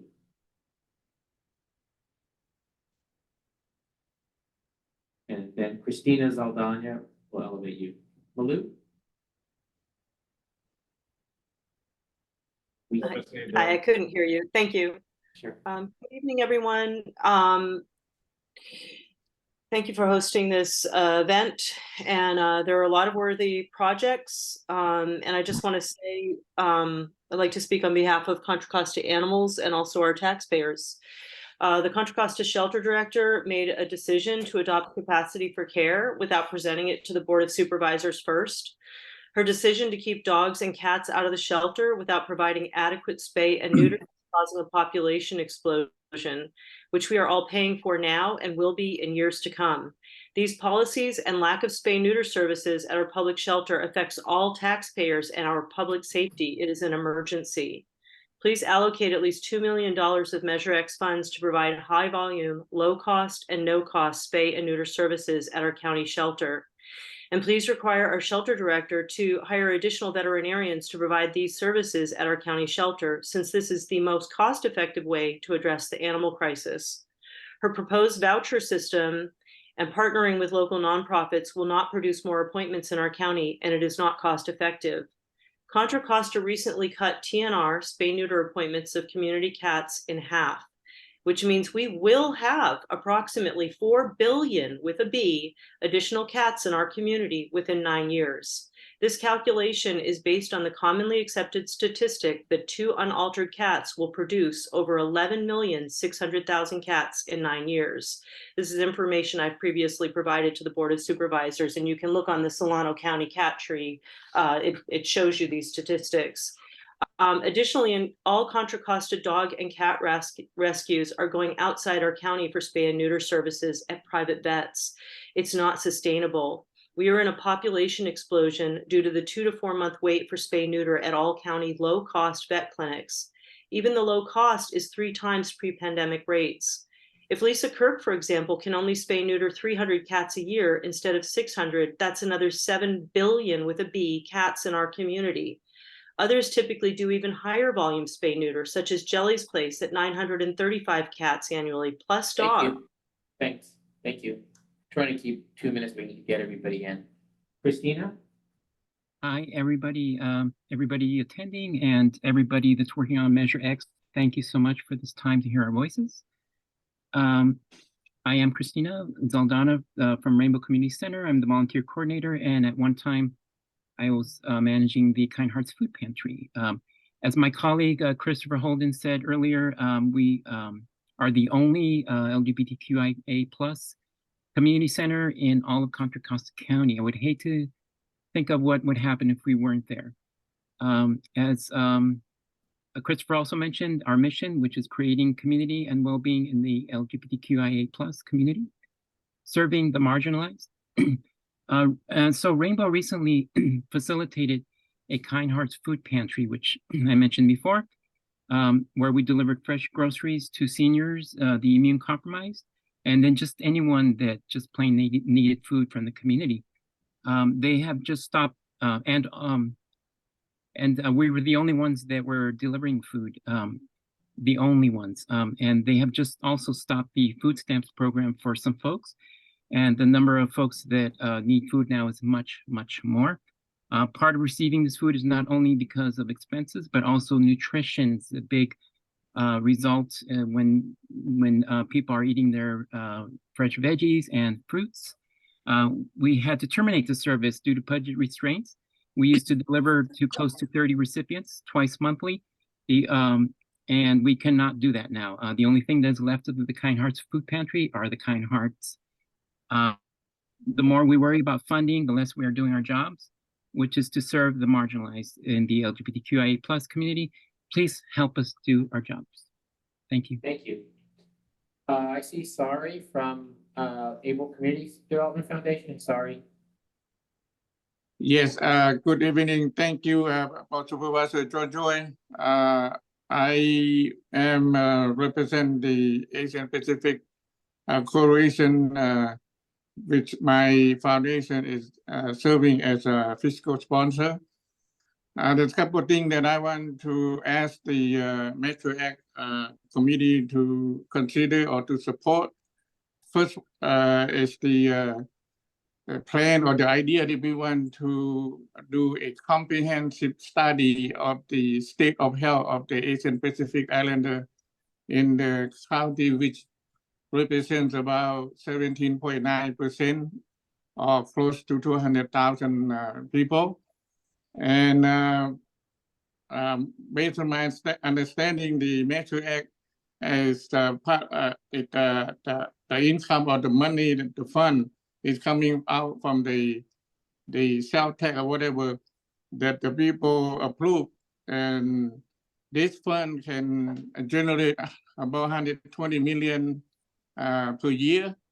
If we use the percentage of Asian Pacific contribution to this fund, it would be close to $21 million a year.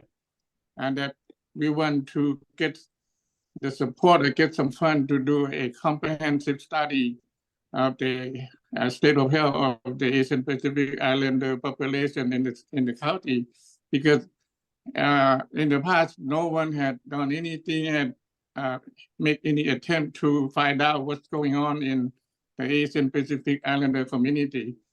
The other thing that I want to ask for the support is ask the county to match the fund that we receive from the state as part of the Stop the Hate statewide initiative. The fund that we receive is supposed to cover the whole county, but it's not enough. And then we would like to ask the county using the Metro Act. Oh, thank you. the next three. Jorge Chamorro, Jackie Lowry, Hope Solutions, Dana Johnson. Coming to the end here soon.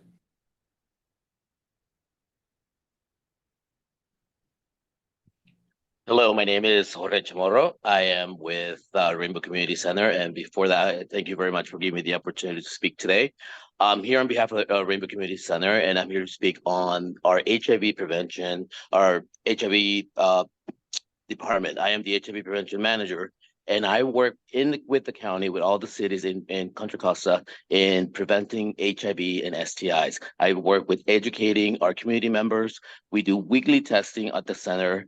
We do HIV and STI weekly testing. We provide PrEP referral. If you're not familiar with PrEP, PrEP is a pill that prevents you from contracting HIV, and we provide it to community members. We, at the moment right now, our young adults and older adults are the highest numbers of contracting HIV at the moment. So it is crucial for us to continue educating our community members. Right now, we don't know if our HIV program will continue because we're still waiting for the CDC. And so it is very crucial and important to continue educating community members and preventing them from contracting HIV and any other STIs.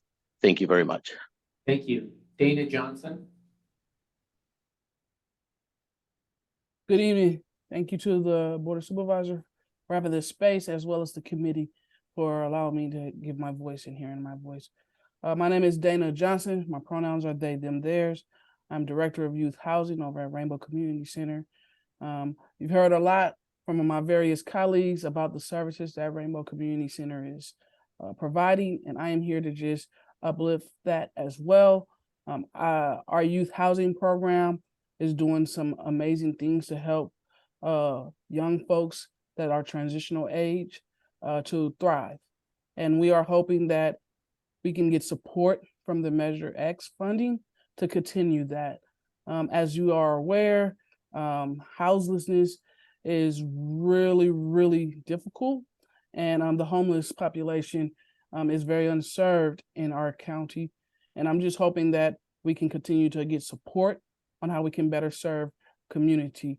Rainbow is the only LGBTQ plus center that is doing a lot of amazing work for a variety of different populations and marginalized groups. And so your vote here in servicing and providing some of the funding would not go unheard. It would definitely put back in to your marginalized, to your BIPOC, to your LGBTQIA plus community that have always been invisible, and bring more visibility to how that can be better supported. Again, I thank you for your time. I thank you for hearing my voice. Do have a wonderful evening. Thank you. Going back, we were missing, to go back up here. Jackie Lowry, Hope Solutions. Yeah.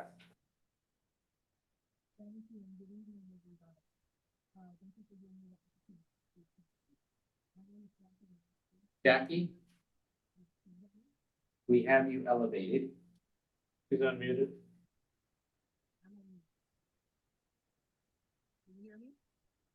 It is very quiet. I can hear her a little bit. Jackie, can you speak louder? We can't hear you. Hi, can you hear me now? Yeah, a little louder though. A little louder. Okay. I'm sorry. I've had to move to a quiet place in my house.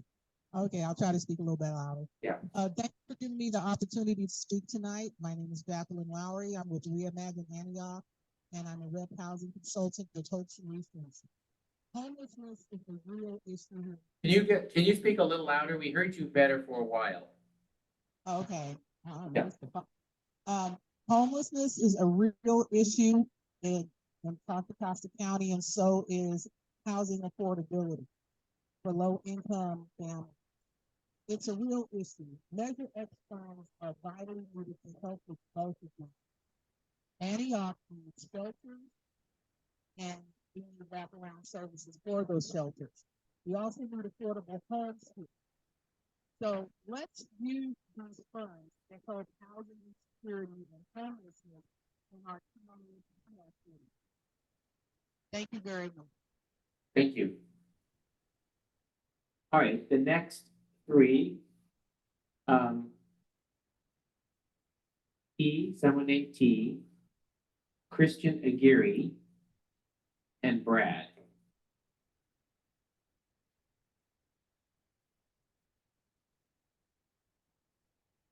T. T.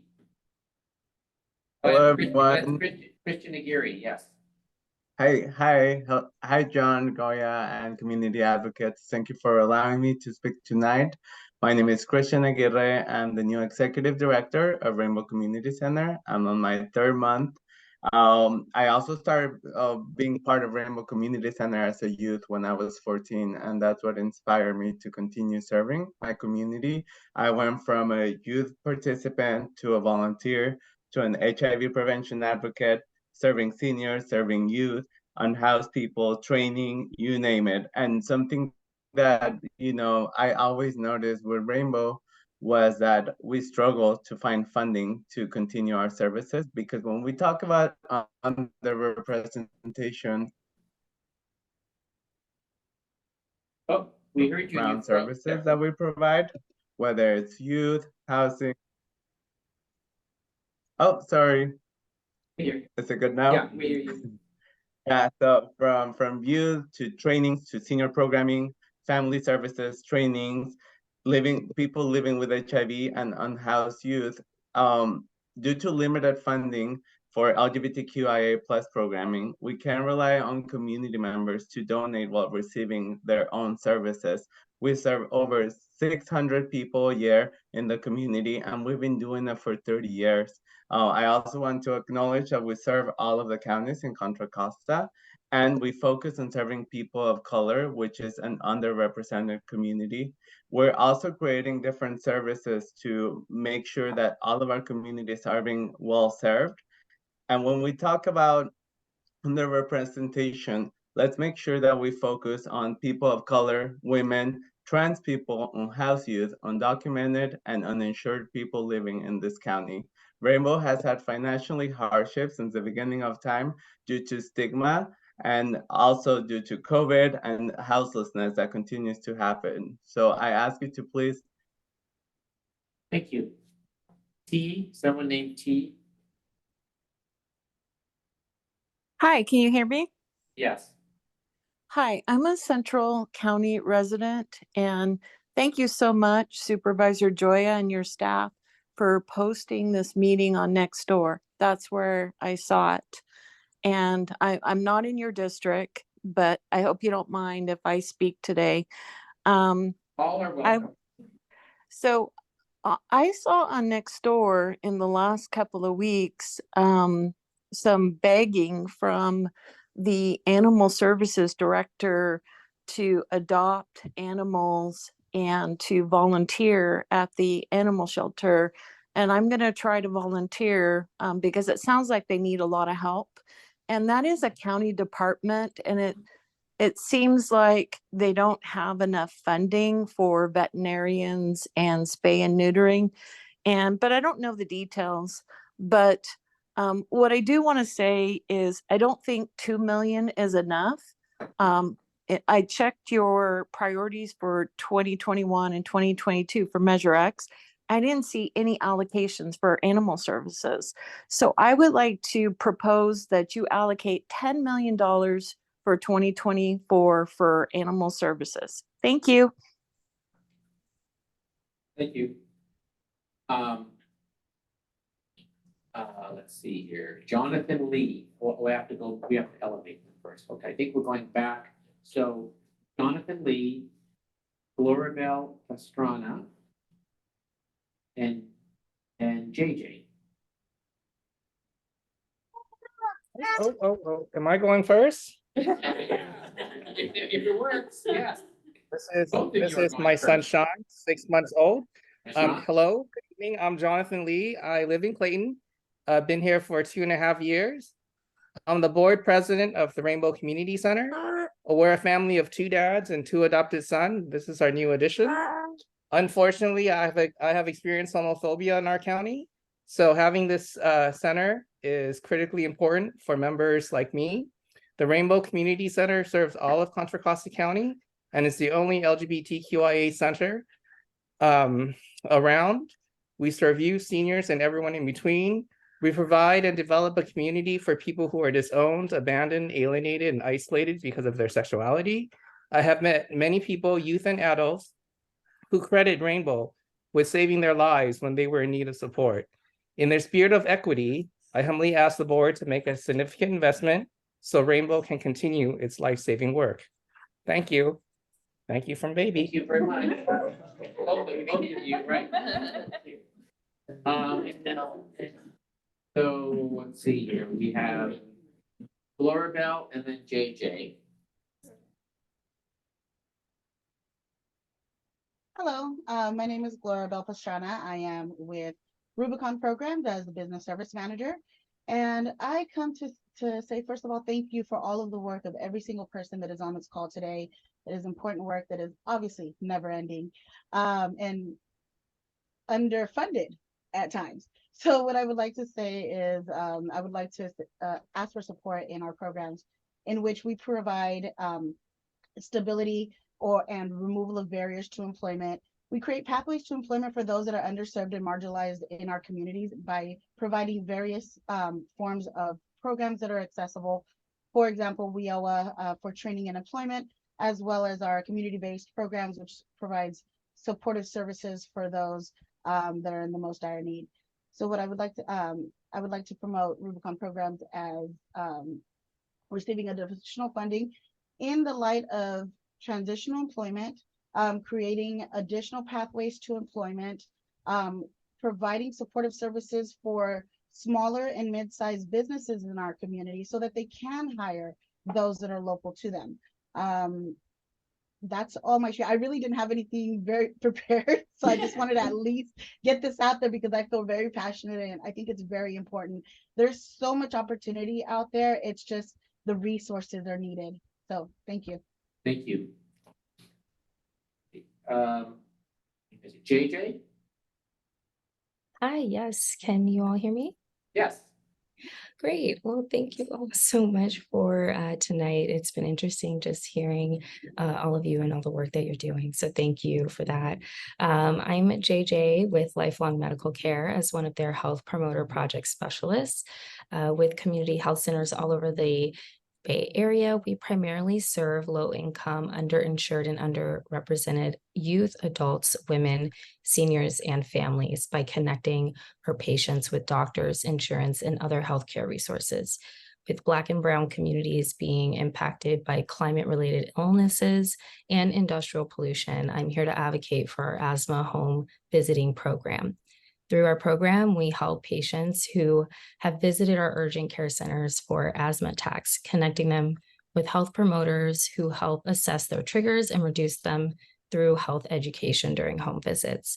This is just one of our programs serving marginalized communities and addressing health disparities. So please consider allocating funds to our organization and our programs supporting those who are often left behind due to barriers to access to care.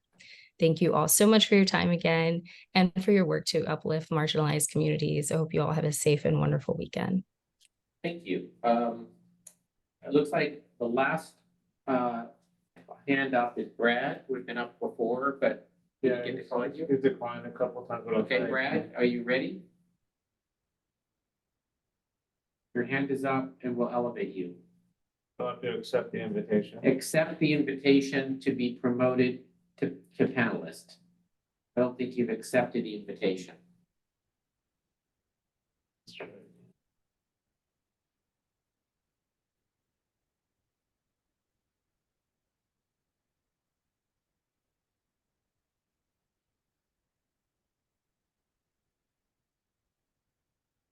You declined again. Okay. So that was the last of the any members of the public. Oh, one more. Okay. Oh, yes. Okay. Oh, Renee Zeimer. Elevate Renee Zeimer.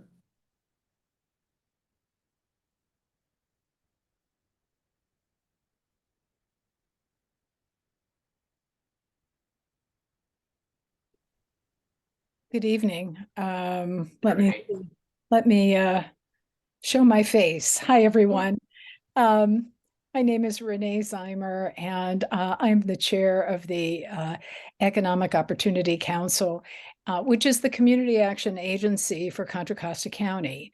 We oversee the community service block grant money. It's federal dollars. It's the old war on poverty money. And I'm here tonight to just put something before you. And I don't know if what we're looking at is maybe use of some of the unallocated Measure X funds or money comes elsewhere. But I recently learned that our county clerk went before the Board of Supervisors asking for an exemption to listing in the voter guide information that is required, but you're apparently allowed to ask for an exemption.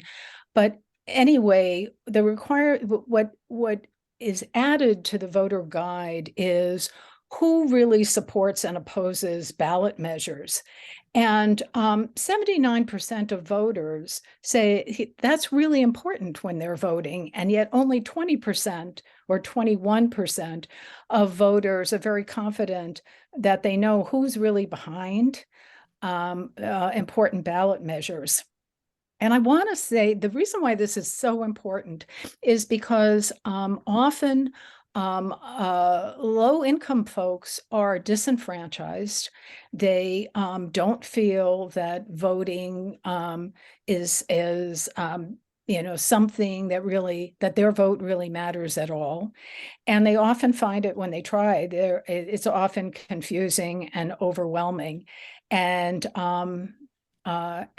yet they do they're concerned about kind of being confused and voting actually against what they really intended to vote for. And I've heard this from several actually Head Start moms, Latinas, who were very confused and felt that they voted actually against their self-interests. Thanks, Renee. Thank you very much. Okay, so I want to thank everybody online who participated. Thank you for your input and for everybody who showed up here. And again, the purpose of this was to really just take public input to talk about the process of this additional allocation of money, which is not a lot compared to the first round, but to inform the public of this process, to give public input. And all your comments show the broad variety of needs and issues we have. And some of you said, not enough funding to address all of those issues, which is why we did this ballot measure. And I know the Measure X committee members who are here, there's 3 who are participating from District 1. I've noticed a couple on here, I think Roxanne Cleo Garza I see on, who are on the Measure X committee. And we're going to prepare a summary just of all the notes of everybody's comment, and we'll send them along to the Measure X committee. I'll send it along to my colleagues on the board. Again, the timing here is that next Tuesday, we're going to hear proposals from departments. On the sheet here, 2 sheets that you cited and then 1-sided. The 1-sided is just on Tuesday again. Departments are going to present some ideas, proposals they have. We're not making. We're going to share it on the screen. Yeah, can you share that? That'd be great. Those presentations? There'll be, our board has public comment, yes. The board does, but does there public commentary? Anybody can speak. Yeah, so you can speak. Oh, no, I meant the public can speak at our board meeting. Yes, so you can speak at the board meeting. Yes. I'll see you. Yes. Yes. So this is just the process. Next Tuesday, we'll having a review of Measure X funding requests from county departments, and individual county supervisors may have individual ideas as well. Hopefully they're all sort of consistent with the needs assessment that was done by the Measure X Advisory Committee. And then the next day, the Measure X committee is going to actually review what happened at the meeting on the 19th, take more community input.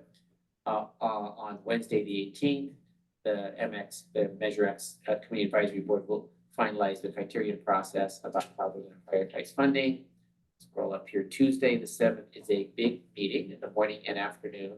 The morning will be a joint session between the Community Advisory Board and the board to hear department presentations on the status of all their Measure X funded projects, an annual report from the county administrator on expenditures and remaining unspent funds, and then if we further. Yeah. Okay, and then also at that meeting, the board will make a decision on what unspent funds to transfer to a general pot of either one-time or ongoing money, or what to roll over. On the 15th of November, the Measure X Community Advisory Board will finalize their funding recommendations. And then on November 28th, the board will take up the issue of making funding allocation. So that's the process. That's really what we want to. I'll leave comments for some of the cabinet members. Willie, did you want to add anything? I just want to remind everyone, the Measure X Community Advisory Board meets. It's open for public comments at that point. We'll be making recommendations, hearing and making recommendations. So that would be a good opportunity to see where we stand. And by the way, if anyone didn't get it, we have sheets that have the timing and all of this. And LaShawn, did you want to add anything as a District 1? We don't need to share it anymore, Joe. I thought it was good. As a District 1 committee member? But any of these meeting also be. Yeah, let me bring that for Dr. Go. Yeah. Yes, good, LaShawn. I think I'll ask if there's any more questions. LaShawn? No, thank you all for taking the time to share your concerns with us. I took copious notes, so I think I got it all. Great. Rachel? Yeah, I also just wanted to thank everyone for coming and for speaking up on behalf of the very urgent and extensive community needs. And we will be taking it under advisement and really appreciate you showing up, and hope you'll show up more for the other meetings on the list. Thank you. Yeah, Bobby? The MXCAB meeting, will this be a Zoom meeting? Yes, yeah. They're Zoom, they're Brown Act meetings. And when the meetings are on, it looks like on September 20th, October 18th, and November 15th. And days. community outreach. Yeah, they get lots of input. On the board, where the Board of Supervisors agenda is, I think your agenda is listed as well. So if you go to the county's webpage where our agenda is and our committee meetings, there'll be a link to theirs. And I know, and we'll make sure that there's outreach on it. It sounds like all of you are invited to do some community outreach and make sure that people know about this and publicize Right. this. I mean, the fact that we got 80 people, and we just put a notice on the store, and these are 80 people participating. Yes. And each of those 80 are made with organizations, and they also do a lot of outreach. So I don't know how many are showing up at the MXCAB meetings. Do any of you know how many have been showing up? Not as many as this, I don't think. I don't know. Right. And how many members on MXCAB? There's about, I think it's 15? 15, 17, in that range, I think. All of them are around the county and they're doing outreach too. Yeah. All right, any other comments or questions here before we wrap up? And thank you everybody for coming. And we didn't expect somebody showing up here. But, I mean, this is the one we're doing, but we'll pass this along to everybody else. And so I appreciate that's why. Oh, you came up, we didn't give a chance for people here spoke first to give input, and you came in after they spoke. Yes. Did you want to add anything? My name is Paul Mansing. I'm principal for West Contra Costa Adult Education. And one of our board of trustees spoke, Leslie Reckler, in support of our older adult program. How do you spell your last name? MANSINGH. Okay. And so we were awarded 10,000 for the community outreach grant, which we are participating in. We're attending fairs in the community. We're promoting our services to our older adult program. Currently, we have an older adult program at St. John's Baptist and Christ Lutheran, and also Alvarado Sakura Kai.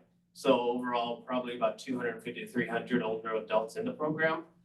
We are in need of funding to continue the program, to expand on the program, to do services to the older adult community, providing activities, balancing classes, meditation classes, and advice on on aging services. So we appreciate the continued support that the county has provided to us, and we look forward to being a part of any enrichment type grant to expand our services throughout the county, going all the way to North Richmond, Hercules, to Kensington, serving the West Contra Costa Unified School District. So Great, thank you for the opportunity. There were two voices on It's that. great You to be and here. Leslie. Yeah, Yes. great. Yeah, you came in after we had everybody here went first, and then we went there, so make sure you got covered. Yes, thank you. Okay, all right. Sonia, my chief of staff, did you want to add anything? I just wanted to give special thanks to our IT support. Our interpreter, Tanya, who's on staff, Tanya Polito, she jumped in and did interpretation, and I just really appreciate her doing that. She had to jump off. She's not on right now. She had to go take care of her baby, but I just really want to appreciate her as well. That was- And thank you. Everybody, I appreciated everybody trying to pace themselves, but it also everybody still. Right. She was doing a tremendous job, so I really appreciate everybody coming in. And thanking our three District One appointees, LaShawn, Willie, and Rachel, for also helping plan, sort of. Well, yeah, Rachel, thank you. Rachel's out of town and did it from out of state, so thank you. Yes. And I know other CAB members like Mariana Moore, Yes, she's chair, the chair of that, Yeah. Roxanne Carrillo Garza, who used to be this district, but now is in the Concha district, was involved. So there was really good effort. Right, healthy Contra Costa, right? And so thank you all for participating. So we'll end this meeting. We'll send out a summary of what people said, very short summary, and have a good evening. Thank you.